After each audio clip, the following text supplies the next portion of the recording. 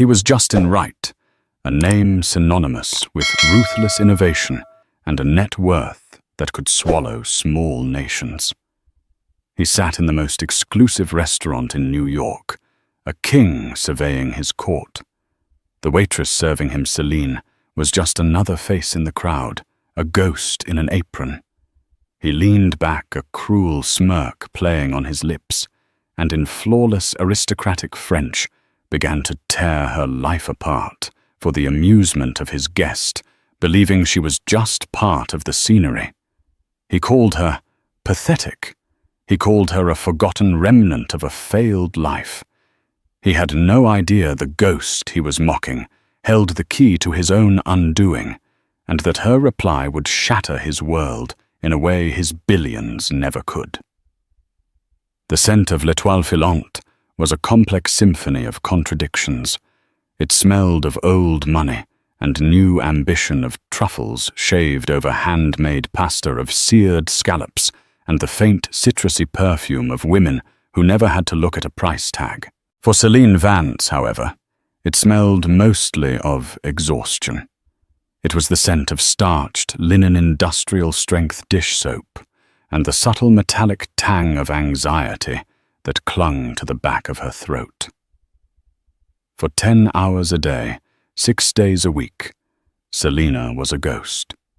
She moved with an practiced economy of motion through the tightly packed tables, her steps silent, her smile a carefully constructed mask of pleasant neutrality. She refilled water glasses before they were empty, cleared plates the moment a fork was laid to rest, and anticipated the needs of her patrons with a near psychic intuition. It was a skill born of desperation, honed by the relentless pressure of needing to make rent on her tiny 4th-floor walk-up in a less than fashionable part of Brooklyn.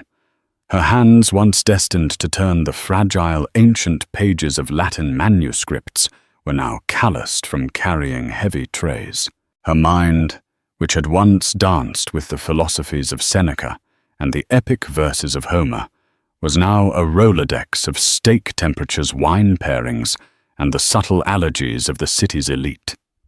4 years ago, Selena had been the star of Columbia University's classics department. She had a full scholarship, a mind that professors called incandescent, and a future that seemed paved with the prestige of academia. She spoke 4 languages, including the lyrical French she'd perfected during a summer abroad in Aix-en-Provence, a trip that now felt like a dream from another life. Then the phone call came. Her father, a kind, gentle man who had run a small independent bookstore his entire life, had suffered a massive stroke. The bookstore, already struggling against the tide of online giants, went under. The medical bills piled up into a mountain of debt, so vast it blotted out the sun. Selene, without a second thought, had dropped out of her final year to care for him and to earn. The only job she could get that paid quickly and in cash tips was waitressing. The irony was a bitter pill she swallowed every morning when she tied the crisp black apron around her waist. The apron felt heavier than any academic robe ever could. Tonight was a Tuesday, typically a slower evening, but a chill in the late autumn air had driven the wealthy indoors. The restaurant was buzzing with the low hum of conversation and the clinking of expensive crystal. Selene moved through it all, a silent observer of a world she once brushed against, but could no longer enter. She saw the casual cruelty, the thoughtless dismissals, the entitlement that wealth seemed to breed in some. She also saw moments of kindness, a shared laugh, a genuine thank you that felt like a ray of light in the dim, opulent room. Her section was overseen by Monsieur Dubois, the restaurant's manager. He was a stern, impeccably dressed man from Lyon, whose standards were as high as his cheekbones. He rarely smiled, but he was fair, and Selene respected him for it. He valued her efficiency and her unflappable calm qualities she had in abundance. At 8:15 p.m., the front doors opened, and a palpable shift occurred in the atmosphere. It was as if a cold front had moved in. Every head, from the busboys to the patrons, turned almost imperceptibly towards the entrance. Justin Wright had arrived. Selene had heard the name, of course. Who hadn't? Wright was the founder and CEO of Ethelred Technologies, a man who had clawed his way from a rough neighborhood in Queens to the absolute pinnacle of the tech world. His story was legendary, a modern myth of grit and genius. But those who had met him told a different story. One of a man whose ascent had burned away every trace of empathy, leaving behind a cold, brilliant, and deeply arrogant core. He was known for his brutal business tactics and his even more brutal tongue. He was not a tall man, but he carried himself with an aura of immense power that made him seem to tower over everyone. He was dressed in a bespoke suit of charcoal grey that probably cost more than Selene's entire student debt. His face was sharp with intelligent, restless eyes that scanned the room not with appreciation, but with assessment, as if he were calculating the value of every object and every person in it. With him was a younger man, Selene Vance, no relation to Selene. A cruel twist of fate, she noted internally, one of Wright's top lieutenants. Leo was a sycophant of the highest order, his expression a mixture of admiration and terror, laughing a little too loudly at Wright's non-existent jokes. Monsieur Dubois rushed to the front, his professional composure for once tinged with a hint of nervousness. "Mr. Wright, a pleasure. Your usual table is ready." Wright didn't acknowledge him. His eyes swept the room and landed with a flicker of irritation on a table near the window. "No, I want that one." "Of course, sir," Dubois said, gesturing for a busboy to hurriedly clear and reset the requested table. As fate would have it, the table he had chosen was in Selene's section.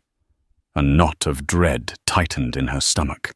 She smoothed her apron, took a deep breath, and reminded herself of the mantra that got her through every shift.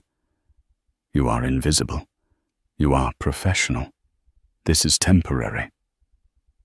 But as Justin Wright settled into the chair, and his cold, calculating eyes flickered over her for a brief dismissive moment, she had a chilling premonition that tonight her invisibility cloak was about to fail her completely.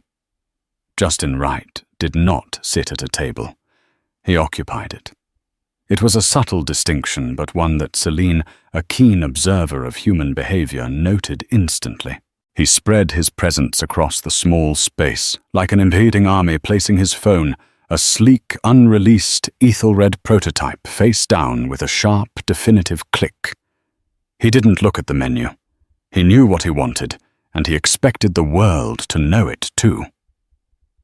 Leo, his young associate, sat opposite him, perched on the edge of his seat, as if ready to spring into action at a moment's notice. He was a study in anxious energy, his eyes darting from his boss to the other patrons, seemingly cataloguing every glance sent their way.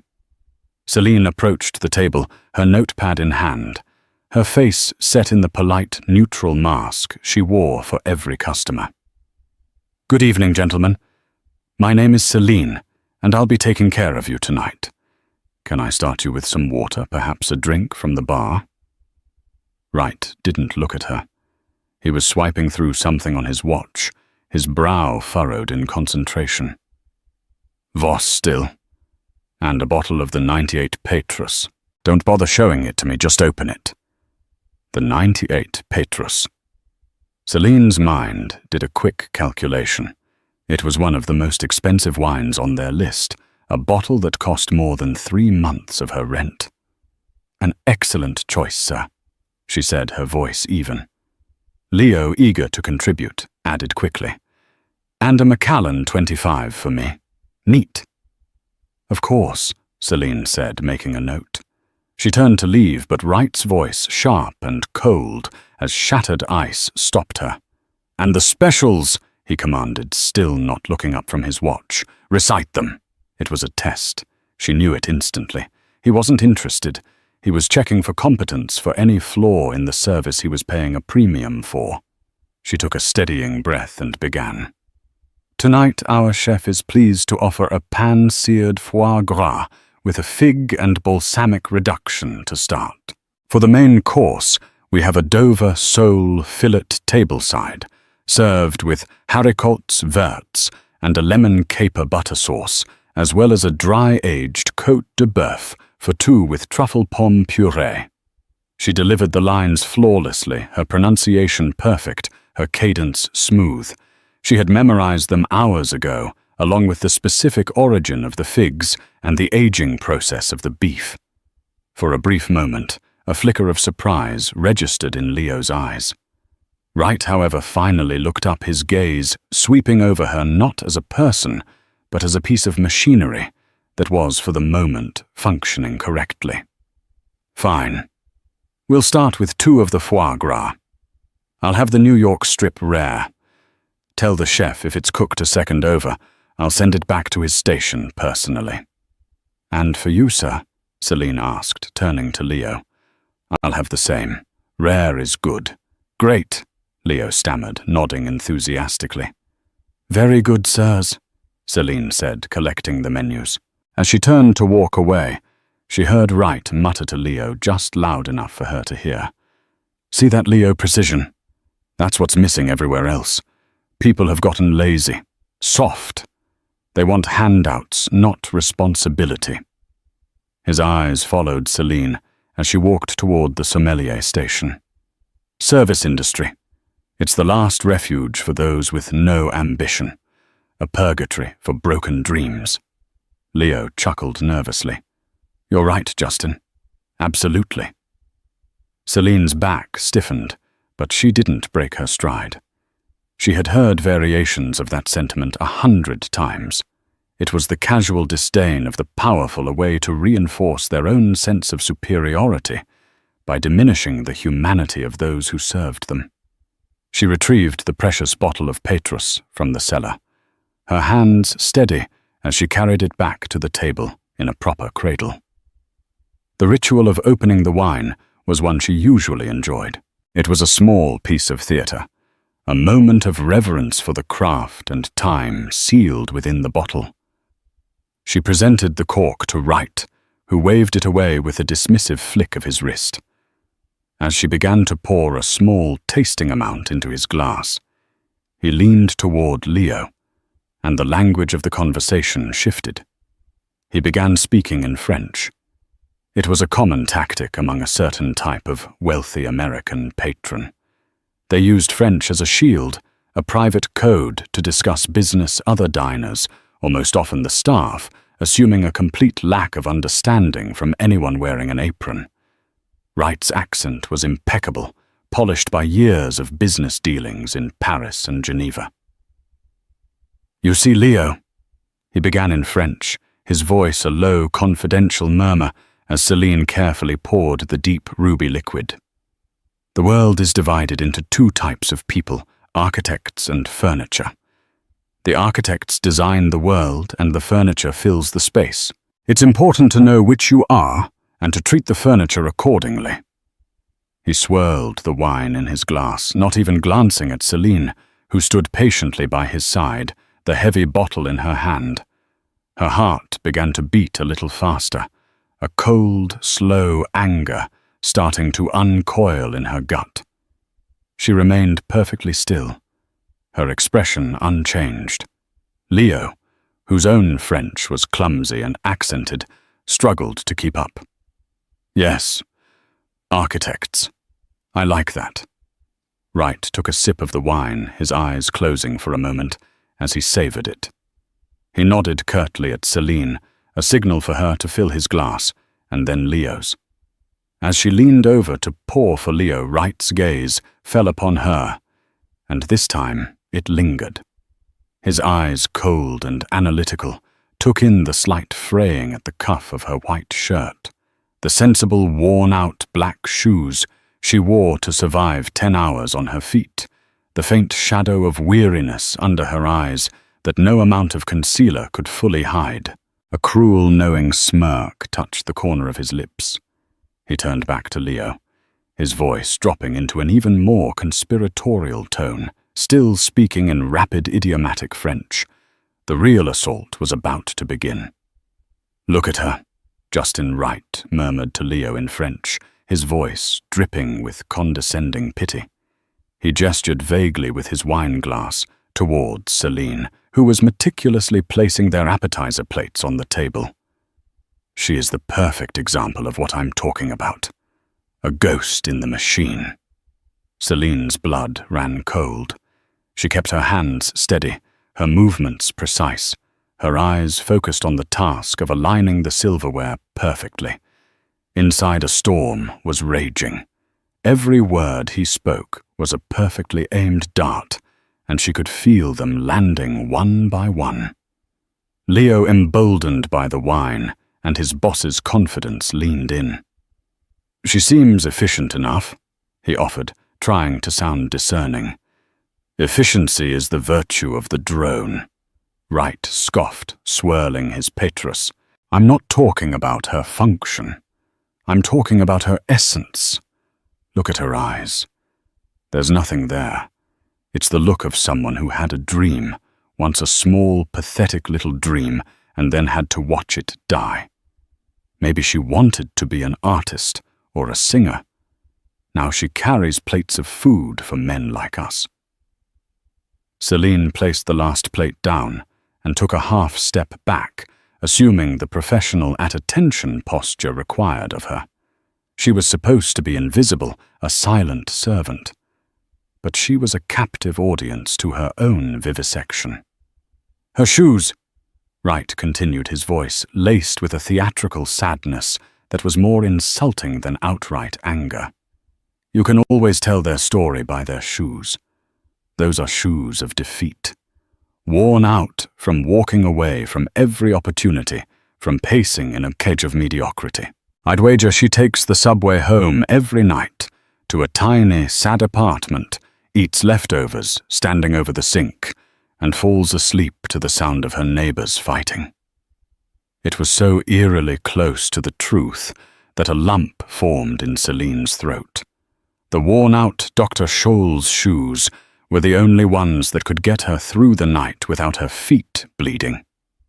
The long subway ride was her only chance to read a stolen 15 minutes with a worn paperback of Marcus Aurelius she kept in her bag. The leftovers were a reality of her budget. He wasn't just being cruel, he was painting a portrait of her life with the casual, arrogant brushstrokes of a man who had never known a day of real struggle. Leo, now fully committed to the role of the cruel court jester, let out a small, sycophantic laugh. "A sad apartment for a sad girl." The word sad hit Selene harder than pathetic. Pathetic was a judgment of her circumstance. Sad was a judgment of her soul. She felt a flush of heat rise up her neck, a burning humiliation. He was stripping her of her dignity piece by piece, right in front of her, using a language he assumed was a fortress. But for Selene it wasn't a fortress, it was a window, and through it she was seeing the true ugly nature of Justin Wright's own soul. He didn't just want to be rich. He needed to believe that those who weren't rich were fundamentally lesser beings. His wealth wasn't just a comfort, it was a validation of his own superiority, a shield against the fear that underneath it all he was just that kid from Queens, terrified of being insignificant. Wright leaned back, savoring his cruelty as much as his wine. He took a bite of his foie gras and gestured at Selene again. "This is the natural order of things, Leo. The strong, the intelligent, the ambitious. We rise. It's a law of nature. And the rest, they exist to serve, to facilitate our lives. It's not cruel, it's just equilibrium." She has found her level. Her purpose is to pour our wine, and she will be forgotten the moment we walk out that door." He paused, then delivered the final most cutting blow, looking directly at her, but seeing only the uniform, the furniture. What a waste of a life. Utterly forgettable. The words hung in the air between the two men, unheard by anyone else in the restaurant. Or so they thought. For Selene, the sound was deafening. Every sacrifice she had made for her father, every dream she had put on hold, every exhausting shift she had endured with grace, he had taken all of it and twisted it into a narrative of failure and insignificance. The mask of the professional waitress was beginning to crack. A single hot tear pricked the corner of her eye, and she fought it back with a ferocity she didn't know she possessed. She would not cry. She would not give him the satisfaction. Her father had taught her that true poverty wasn't a lack of money, but a lack of dignity, and she would not let this man steal hers. She straightened her spine, which felt like lifting 1,000 pounds of lead. She had fulfilled her immediate duty. The appetizers were served. The wine was poured. According to the rules of her job, she should retreat, now melt back into the shadows until she was needed again. But the ghost had heard everything, and the forgotten woman was about to remind Justin Wright that some people, no matter how humbly dressed, are anything but forgettable. The accumulated knowledge of ancient worlds, the quiet strength forged in personal tragedy, and the righteous anger of a soul wrongly judged were coalescing within her. She took a slow, deliberate breath. The time for silence was over. Selene did not move. She remained standing by the table, a silent statue in a black apron. The quiet stillness from her, where there should have been a retreat, was the first thing that seemed to pierce Justin Wright's bubble of arrogance. He glanced up at her, a flicker of annoyance in his eyes, as if a piece of furniture had suddenly developed a fault. "Is there a problem?" he asked, his tone sharp. He spoke in English now, the switch a clear indication that the private conversation was over, and he was once again addressing a servant. Selene met his gaze. Her own eyes, which he had so cruelly dismissed as empty, were now blazing with a quiet, intense fire. For the first time all evening, he was truly looking at her, and he seemed momentarily taken aback by the force of the intelligence he saw there. She didn't look defeated. She looked formidable.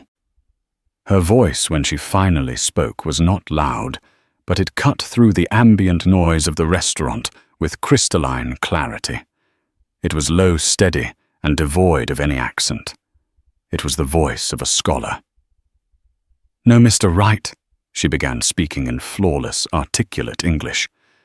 "There is no problem, but I feel compelled to offer a response to the philosophical assessment you just shared with your colleague." A stunned silence fell over the table.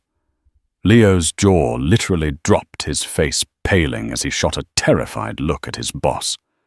Justin Wright's smirk vanished, replaced by a mask of cold, dangerous disbelief. His knuckles were white where he gripped his wine glass. The idea that she had understood their entire conversation in French was a possibility so remote he hadn't even considered it. "You were discussing the natural order." Selene continued, her composure absolute. "The architects and the furniture, the strong and the weak. It's a convenient philosophy for those who stand at the top. It absolves them of empathy, of compassion. It mistakes privilege for virtue." She took a small step closer, her presence suddenly filling the space. "You looked at my shoes and saw a story of defeat. What you failed to see is the story of a daughter who walks 10 blocks from the subway to a hospital every single morning before her shift and every single night after to sit with her father who is recovering from a battle you cannot possibly imagine. These shoes have walked a path of love and duty. I assure you they are not defeated." Wright was speechless. His face, usually a controlled mask of power, was now a canvas of raw, exposed fury and humiliation. He was being lectured by his waitress in his favorite restaurant in front of his subordinate. Selene then directed her calm, unwavering gaze directly into his eyes. "You spoke of ambition and of wasted lives. There is a quote from a man who had far more power than you will ever have, a Roman emperor who truly was an architect of the world. His name was Marcus Aurelius." She paused, letting the name hang in the air. She could see a flicker of recognition in Wright's eyes. He was a man who prized intelligence, and he knew he was being drawn into a battle on a field he wasn't prepared for. In his meditations, Selene said, her voice resonating with the quiet authority of someone who had spent years studying the text, not just Googling quotes for a power presentation. He wrote, "The best revenge is to be unlike him who performed the injury." She let the words sink in. "You see, Mr. Wright, my life is not a waste. It's in transition. It has been tested by hardship, but it is defined by love, not by a balance sheet. Your worldview requires you to see me as furniture, because to see me as a person would force you to acknowledge the vast, empty space in your own life, a space that all your money, your power, and your contempt for others will never be able to fill." She concluded, her voice softening almost to a whisper, but losing none of its power. "So you are correct in one assessment.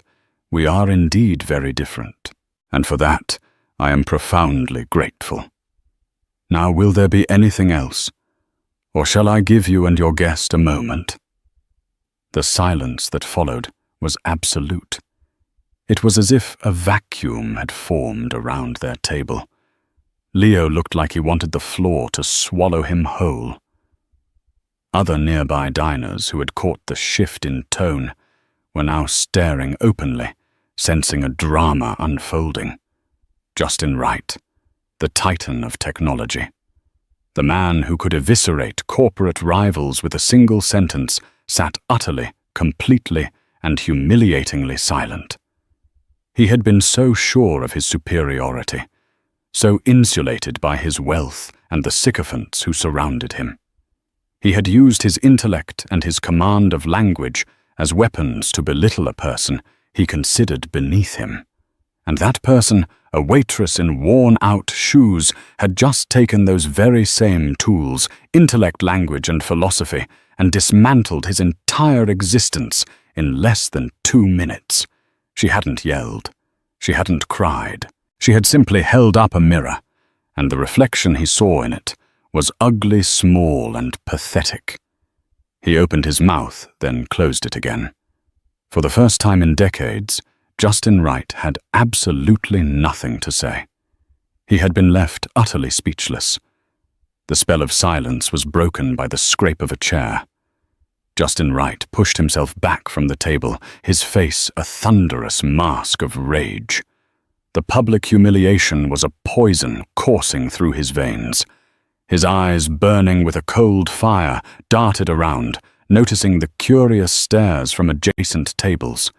He was a man who lived his life in the public eye, carefully curating an image of untouchable power.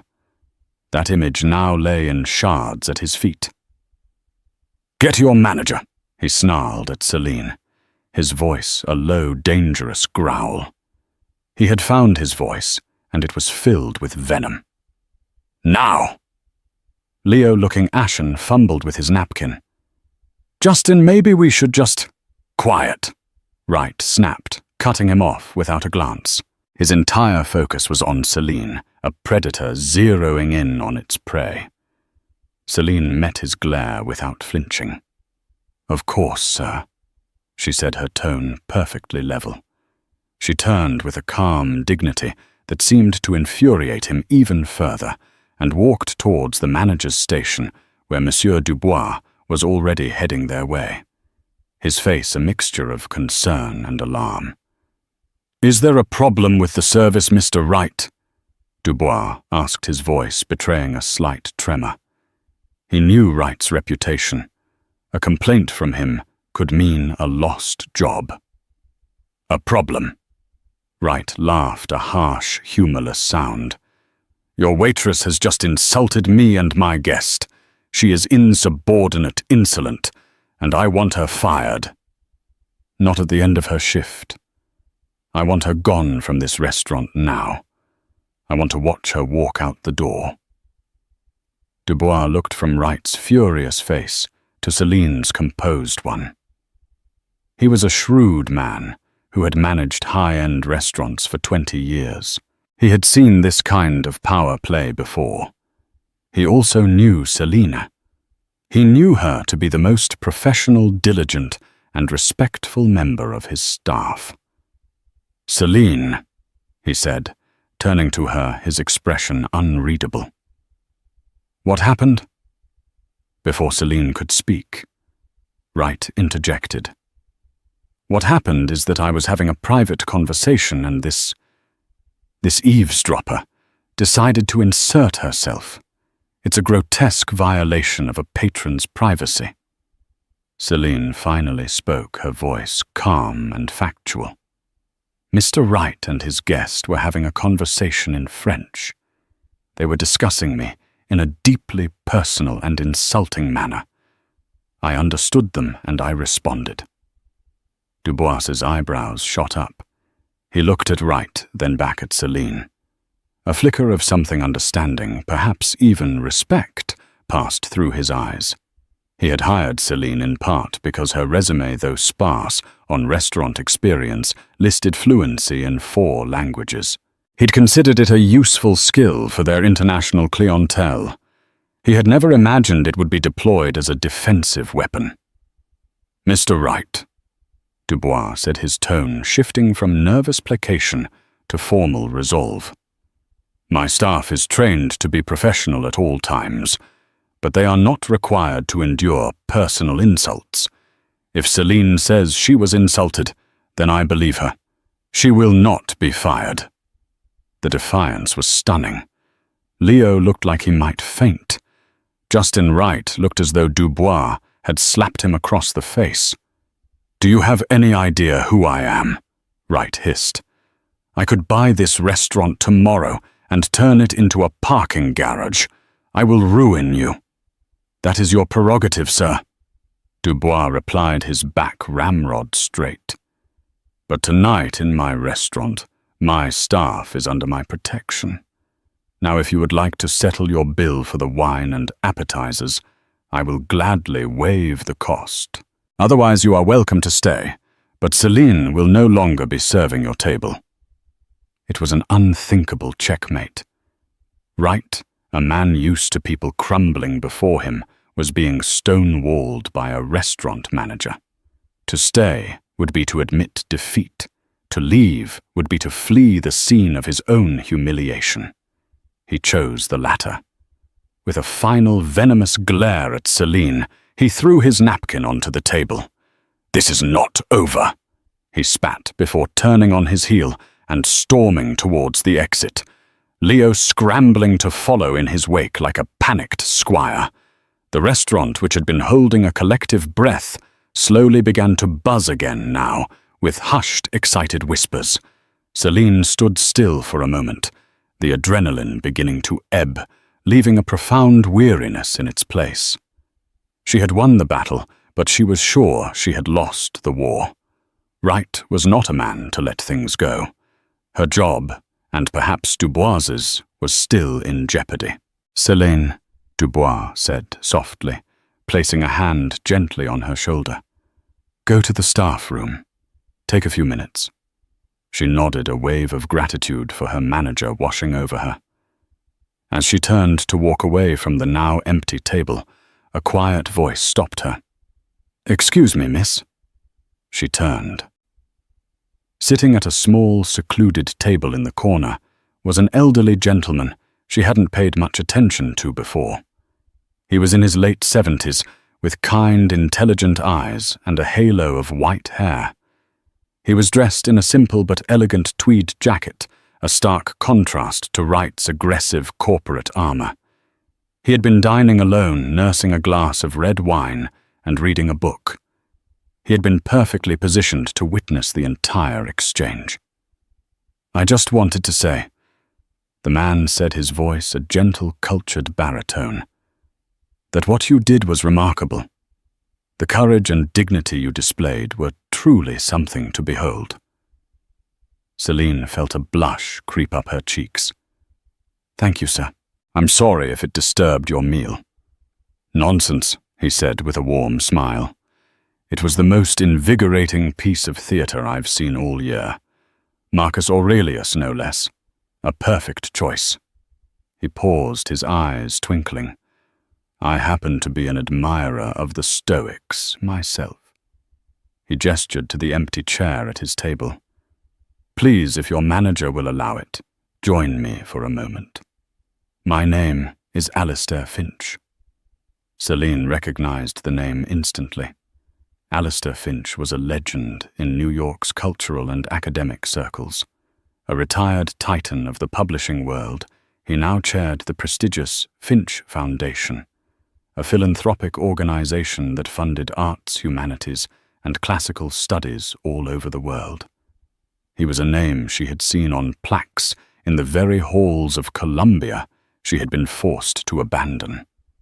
Hesitantly, she glanced at Dubois, who gave her a slight permissive nod. She sat down opposite Mr. Finch, her hands clasped nervously in her lap. "I couldn't help but overhear," Finch said gently, "what that vulgar man said about your life, the part about broken dreams. Forgive me for intruding, but your command of language, your reference to Aurelius, you are not a career waitress, are you?" Selene felt the walls she had so carefully constructed begin to crumble. In the face of this unexpected kindness, the tears she had refused to shed in front of Wright now welled in her eyes. "No, sir," she said, her voice thick with emotion. I was studying classics at Columbia." Alistair Finch's kind eyes widened with understanding. He leaned forward, his expression full of a sincere, profound interest she hadn't encountered in years. "My dear child," he said softly, his voice a lifeline in the stormy sea of her life. "Tell me everything." In the quiet corner of the bustling restaurant, under the warm, discerning gaze of Alistair Finch, Selene's story came pouring out. She spoke of her passion for ancient languages, of the thrill of translating a difficult passage from Ovid, of her dream to become a professor and share that love with a new generation of students. She spoke of her father, of his kindness, and the bookstore that was his life's work, and of the sudden, cruel illness that had upended her world. She spoke of the mountains of debt, the crushing weight of responsibility, and the quiet resignation with which she had traded her academic robes for a waitress's apron. She didn't tell the story with self-pity, but with a simple factual clarity that made it all the more moving. Alistair Finch listened with an unwavering, compassionate attention. He didn't interrupt, didn't offer platitudes. He simply listened, his expression thoughtful, as if he were piecing together a puzzle he already knew the shape of. When she finished, a heavy silence settled between them. Selene felt emotionally drained, as if she had just lanced a wound she hadn't realized was festering for years. "Thank you for sharing that with me, Selene," Finch said at last, his voice gentle. "It confirms what I suspected. A mind like yours does not belong in the shadows. It belongs in the light, where it can be nurtured and where it can shine." He took a slow sip of his wine, his eyes thoughtful. Justin Wright represents a particular brand of modern success. He believes value is something that can be quantified on a stock ticker. He is a man who knows the price of everything and the value of nothing. He sees a person like you, and his mind is incapable of processing the data. Your wealth isn't monetary, it's intellectual and spiritual, and that terrifies him. He reached into his tweed jacket and pulled out a simple, elegant business card and a pen. On the back of the card, he wrote a name and a phone number. "The Finch Foundation," he explained, sliding the card across the table to her, "has a special fellowship program. It's called the Second Chapter Fellowship. We created it specifically for promising academics in the humanities who were forced to abandon their studies due to unforeseen personal or financial crises. It provides a full, generous stipend to cover all living expenses, erases any existing student debt, and covers the complete tuition for the recipient to finish their doctorate at any institution of their choosing." Selene stared at the card, at the elegant script, her heart hammering against her ribs. It sounded too good to be true, like something out of a fairy tale. "Sir, I don't know what to say." She stammered, her eyes wide with disbelief. "You don't have to say anything yet," Finch said with a kind smile. "The name on the back is Dr. Aris Thorne. He is the head of our selection committee. He is also my oldest friend and a former professor of Greek tragedy at Princeton. I will be calling him first thing in the morning to tell him I have found our next fellow. The formal application process is rigorous, but consider this a rather explosive letter of recommendation." He paused, his gaze serious. "This is not charity, Selene. My foundation is in the business of investing, just like Mr. Wright. But we invest in a different kind of asset. We invest in human potential. From what I have witnessed tonight, your intellect, your resilience, your profound grace under fire, I have no doubt that you will be one of the finest investments we have ever made." Tears streamed down Selene's face now, but they were not tears of humiliation or sadness. They were tears of overwhelming, cathartic relief. It was the breaking of a dam of hopelessness she hadn't even known was there. The future, which for 4 years had been a dark, narrow tunnel with no end in sight, suddenly burst open into a landscape of infinite possibility. The next 2 weeks were a blur. Selene met with Dr. Thorne, a brilliant, booming man who was just as kind as Alistair Finch. She submitted her transcripts, her unfinished dissertation proposal on Stoic influence in late Roman poetry, and letters from her stunned but overjoyed former professors at Columbia. As Finch had predicted, the process was a formality. She was accepted. The day she received the official letter, she walked into L'Étoile Filante, not in her uniform, but in her own clothes. She found Monsieur Dubois in his office doing paperwork. She placed a simple, handwritten resignation letter on his desk. "I can work for another 2 weeks, of course," she said. Dubois read the letter, then looked up at her, a rare, genuine smile gracing his lips. He had heard whispers of what happened after she spoke with the old man in the corner. "That will not be necessary, Selene. Consider tonight your last shift. We will be fine, and I suspect you have more important things to do." He stood up and extended his hand. "I want to thank you. You reminded me of something I had perhaps started to forget, that dignity is not for sale." Selene shook his hand, her heart full of gratitude. "And thank you, sir, for standing up for me." "It was my honor," he said simply. As Selene walked out of the restaurant for the last time, the heavy weight of the apron she had worn for 4 years finally lifted from her shoulders. She stepped out into the crisp autumn evening, took a deep breath of the city air, and for the first time in a very long time, she looked up at the stars and allowed herself to dream again. Her life was no longer in transition. A new chapter. Her second chapter was about to begin. A year can be a lifetime. It can be a chasm separating one reality from another, and for Selene Vance, the chasm was as wide as the Atlantic. She stood within the celestial grandeur of the New York Public Library's Astor Hall, a place she had once only visited as a student with a backpack full of books and a heart full of distant dreams. Tonight, she was not a visitor, but an honored guest. The air thick with the scent of old paper leather bindings and the delicate perfume of blooming lilies was an elixir she drank in with every breath. A string quartet played Vivaldi from a mezzanine, the notes echoing off the impossibly high vaulted ceilings and sweeping across the polished marble floors where the city's cultural heart beat. This was the annual Finch Foundation Gala, a universe away from the clatter and grease of L'Étoile Filante.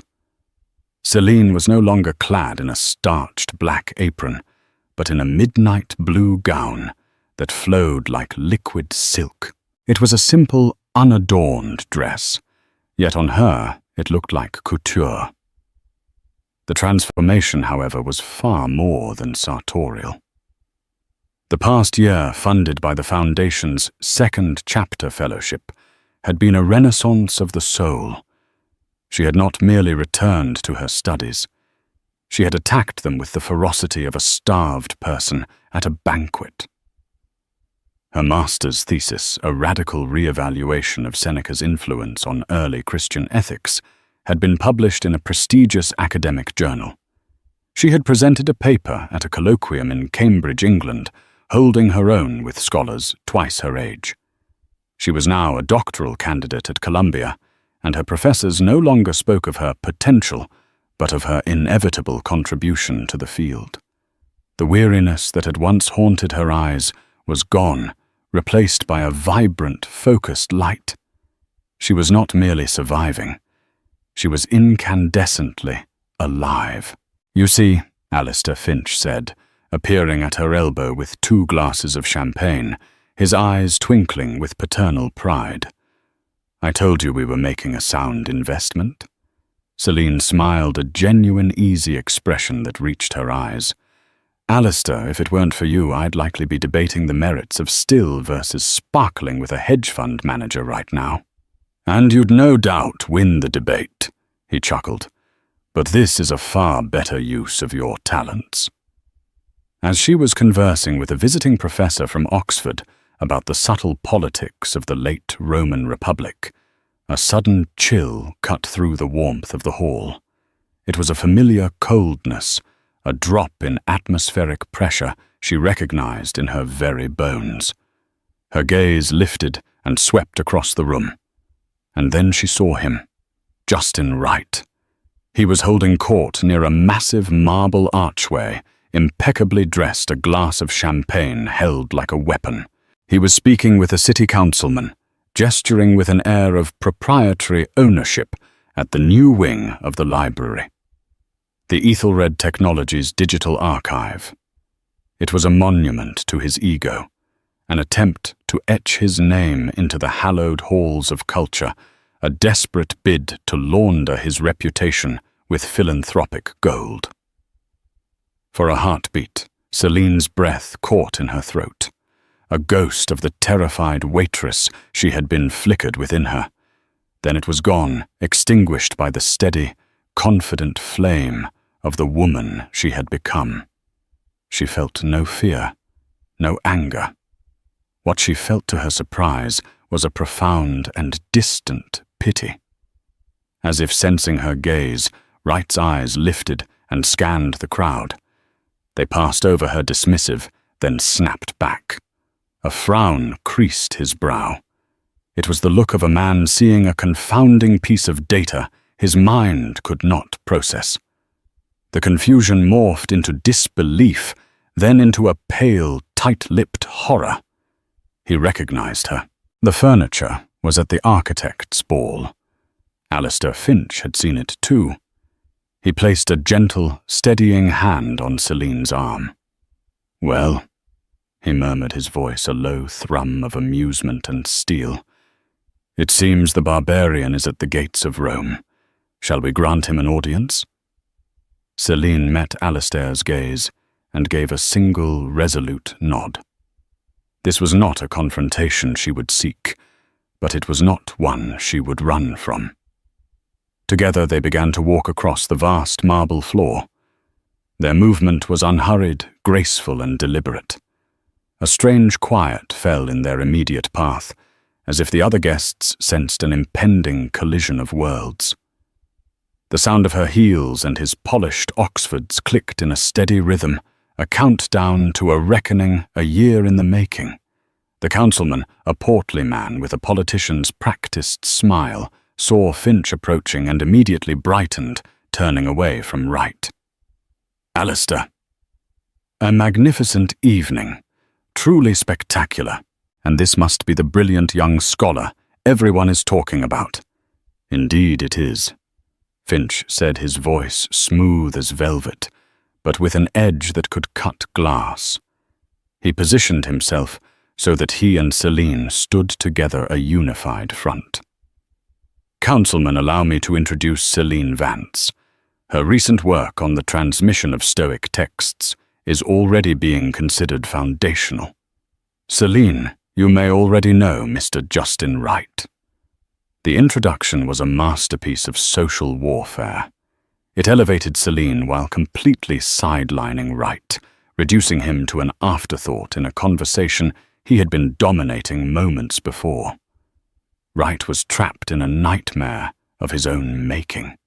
His face was a mask of strangled rage and profound humiliation. The councilman looked back and forth between them, sensing a history he couldn't comprehend. "Oh, wonderful. You two are acquainted." Justin Wright opened his mouth, but no sound came out. What could he say? "Yes, I once psychologically tortured this woman in French for sport while she was serving me wine." He looked at Selene, truly seeing her for the first time, the poise, the intelligence, the gown, the context. She was not just a person. She was a power, an equal in this arena, and he had no idea how to fight on this terrain. I didn't recognize you." He finally managed to stammer the words, sounding lame and pathetic even to his own ears. Selene's expression was serene. She looked at him not as an adversary, but as a specimen, an object of study. "I know," she said, her voice soft, but carrying an immense weight. "You never really saw me at all." She let that truth settle in the space between them before continuing. She took a small, deliberate step forward, claiming the space, forcing him to meet her gaze. "Actually, Mr. Wright, I've been meaning to thank you," she began. The councilman's eyebrows shot up. Wright looked utterly bewildered. This was not the attack he had been bracing for. "That evening at the restaurant," she elaborated, her voice remaining level, almost conversational, making it all the more devastating. "You intended to cause me pain. You wanted to reinforce your worldview by reducing me to a caricature of failure. And for a moment, you succeeded. But the human spirit is a peculiar thing. Sometimes the most profound injuries are the ones that force us to heal into something stronger." She paused, holding his gaze. "Your cruelty, you see, was a catalyst. It was a violent, ugly reminder of the world I had lost, and it ignited a fire in me to reclaim it. In trying to define me by your materialistic terms, you showed me the profound poverty of a life built only on a balance sheet. You showed me a future I would do anything to avoid. That night I went home, not defeated, but determined." She gave him a small final smile that did not reach her eyes. It was a smile of pure, unadulterated dismissal. "You once told your friend that the world is made of architects and furniture. It was a clever, cruel line. But you were wrong. The world is made of learners and fossils. I am still learning. And you, I'm afraid, have become a relic of your own limited thinking. So thank you, Mr. Wright. You were an unwitting architect of my second chapter. For that, I suppose I should be grateful." With that, she turned her back on him, a gesture of finality more powerful than any slap. She smoothly re-engaged the Oxford professor, picking up their conversation as if nothing had happened. Alistair Finch gave Wright a last withering look of contempt before following her. Justin Wright stood alone, the councilman having suddenly remembered a pressing need to be elsewhere. The vibrant sounds of the gala seemed to recede, leaving him in a pocket of cold, dead silence. He was a king stranded on a barren island of his own, making his wealth a useless currency. He who had mocked a forgotten waitress was now the ghost at the feast, left utterly, irrevocably speechless in a room full of noise. Selene's story is a powerful reminder that our true worth is not defined by our job title, our bank account, or the judgment of others. It's defined by our character, our resilience, and the knowledge we carry within us. Justin Wright had billions of dollars, but Selene Vance possessed something far more valuable, an unbreakable sense of self. He tried to humiliate her, to make her feel small, but he only succeeded in revealing his own spiritual poverty. This story shows us that dignity is a fortress that no amount of arrogance can breach, and that sometimes the most powerful response to cruelty isn't anger, but a quiet demonstration of your own unassailable worth. If this story resonated with you, and you believe in the power of quiet strength and hidden potential, please take a moment to hit the like button and share it with someone who might need to hear it. And for more stories that inspire and empower, don't forget to subscribe to the channel and turn on notifications. Thank you for listening.